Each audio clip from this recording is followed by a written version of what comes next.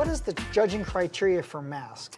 One of the reasons that we started MASQ is we wanted to put a bit more emphasis on the fundamentals. And what I mean by the fundamentals is if you're sitting in front of a reference system, say a home system or something of that sort, you know, the placements and the focus are there, you know, just by the very nature of the room and the speakers.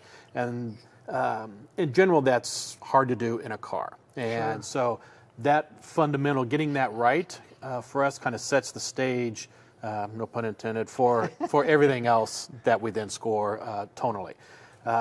We also try to kind of break down the tonality aspect into multiple categories, so that you know, you may have a system that's very lively and engaging, but maybe it doesn't sound quite as real, or it doesn't have the resolution and the detail. So we wanted to kind of separate those aspects a bit more. So some cars may do really well in one category and not so much in another, and vice versa. So there's more room for individual cars to do to highlight what they can do really well, and still do well overall.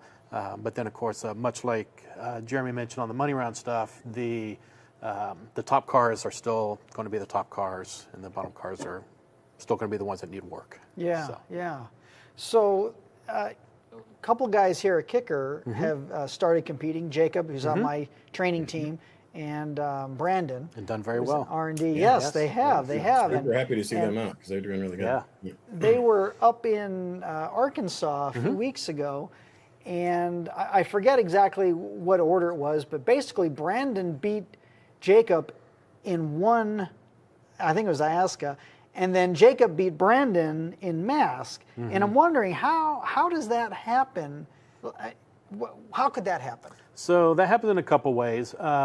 One, as Jeremy mentioned, you know, the music is different. So there may be things that our music points out or highlights more in one category, to where on the ASCA side, it shows up more prominent in another category. So that's one area.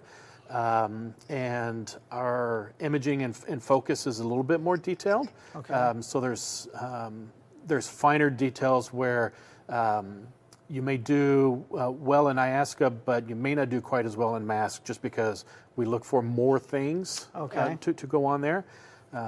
Those are generally the two. In general, though, you know, the top MASQ cars are also usually the top IASCA cars, or the top, you know, X org cars. So, In any org, a perfect car will be perfect, but there's no such thing as a perfect car. So sure.